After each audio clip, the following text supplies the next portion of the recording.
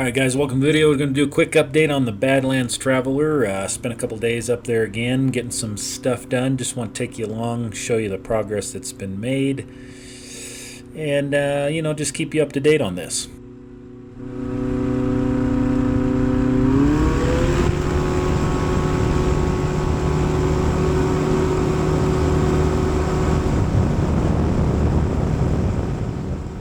After stopping for a quick pee break, I was back in South Dakota and ready to get to work.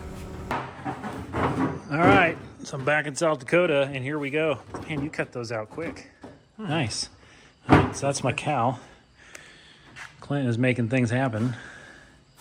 It's like he's done it before. Perhaps. Maybe twice. And yeah, we're gonna start fitting up the cowl, carbon fiber cowl, so that's pretty sweet. And I got a couple big boxes of parts there that I brought up, so we're gonna really go at it here for a few days and see where we end up when the dust settles.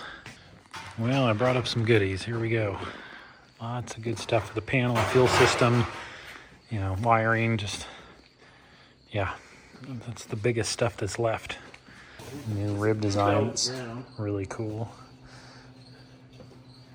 Like, I think we need to trim a little more out of this one because it's just super strong. Right, let's actually overkill. But see, the thing is, the thing is with these is that where it's composite and not aluminum, the corners are tied together.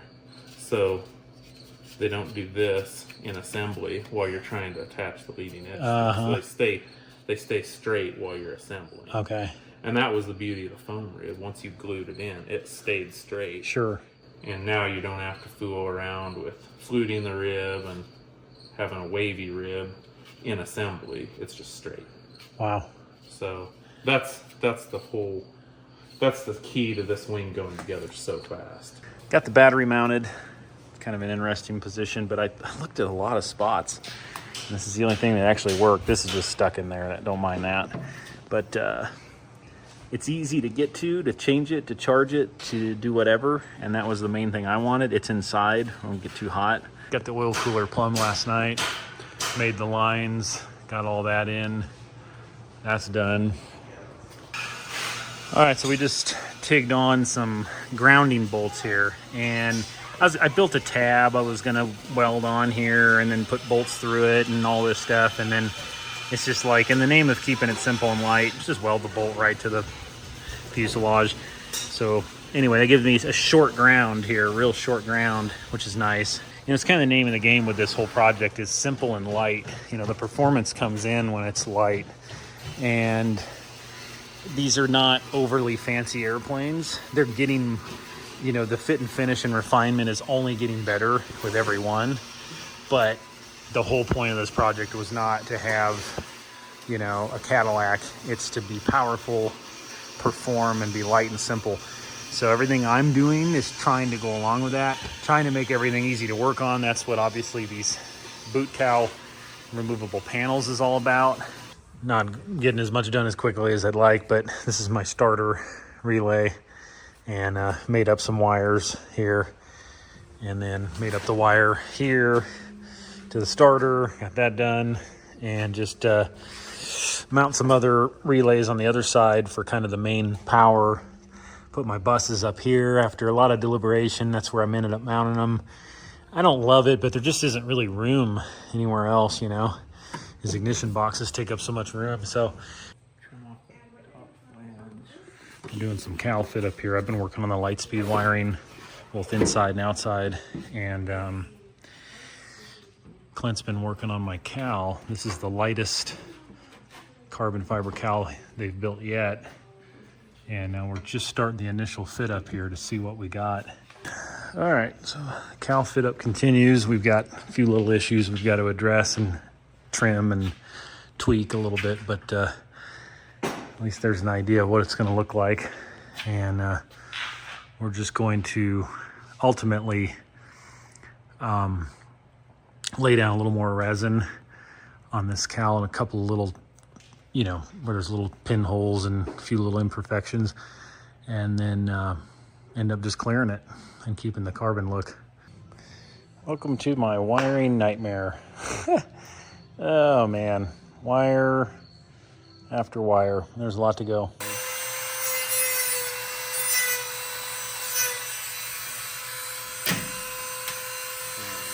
Now it's good. We're talking. And we'll make a nice little bubble for that. Sweet. Cut it out a little too big. Well, this trip is kind of winding down here. It's Saturday night. I'm gonna head home in the morning. But I was just cleaning up my mess, and I've got most of the wiring done. It looks like a disaster right now, but that's because the panel's not in it, because we're cutting a new panel. But a lot of things are wired, believe it or not. And we drill holes for switches and things in the panel. All this stuff will plug in, and it's all kind of in place. So it will clean up better than it looks right now. Clint's been working on the cowl a lot, obviously getting that fitted up pretty well. Working on the baffling.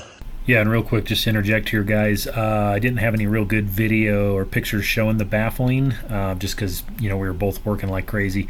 But it's pretty cool what he does. Uses some carbon fiber and some other things, and makes what I think is a pretty unique and nice way to do the baffling. And all of his planes have cooled really well, so I expect this is going to work super good, and we'll show that in the next video. I didn't get a chance to start on the fuel system, unfortunately. I wanted to get that done, or at least get a start on it. I did not. All right, guys, well, it's the last night I'll be here. I'm going to quit a little earlier. I've been working till about 12:30 every night, but I'm trying to get out a little bit early in the morning and fly home, beat the wind. I don't want a 25-mile-an-hour headwind all the way home. Just kind of reflecting on everything. You know, it was a good couple of days. We got some stuff done. But it'd be great to get this thing done. It's been 3 years or whatever since we kind of started this whole idea.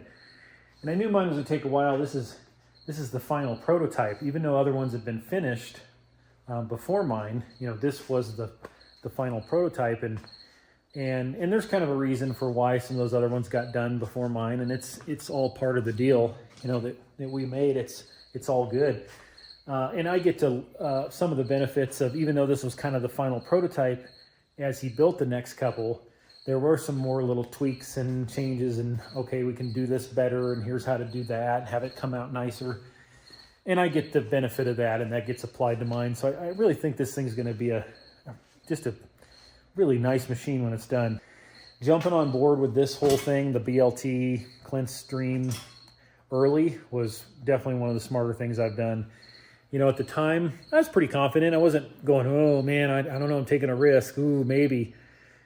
I know Clint well enough, and I've talked to him enough, and I understand that he knows his stuff. And so when he invited me to be part of this, to kind of head up the, you know, in a way, especially at the time, to kind of head up the advertising marketing side of it, to get the word out, to do some of that part of it. You know, since then, of course, it's just taken off now, and you've got some, you know, pretty big name guys involved, and it's got a presence in the STOL competition world, and you know, everybody knows what it is. Everybody wants one. But being involved in the early days of that, I just actually never was really questioning it or second guessing. It was just like, yeah, I'm on board, and I'm really glad I made that decision. I know a lot of guys were like, hey man, you know, like just a Titan 340, like that's it. You're not going to do something more exotic, more impressive. I get it. You know, the S7's pretty hot rodded with the edge motor and a lot of cool little tweaks there. And this seems a little bit more bland and tame.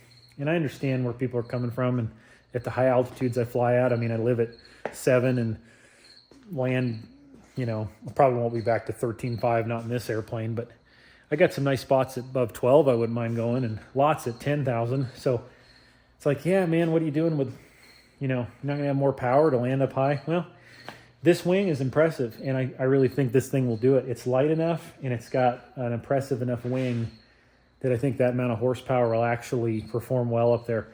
But will I be chasing a little more power? Well, maybe a little bit. Nothing crazy, you guys. Nothing crazy. That defeats the whole purpose. Anyway, we'll wrap this one up here. It's a lot of me babbling. Another video coming soon. Like I say, we'll be back up here. Hopefully wrapping this baby up here maybe this month or close to it. All right, guys. Thanks for being here. Appreciate it. Appreciate you guys being a part of this adventure. sticking with me during, you know, on the channel with the lack of content in the last year. Really appreciate it. So stick around for more. And before long, we're going to be flying this thing, and there's going to be some good videos because that'll be kind of a reboot for me, and we'll be out making content with this thing. And I'm excited for that. So, all right, you guys know the deal. Take care. See you on the next one.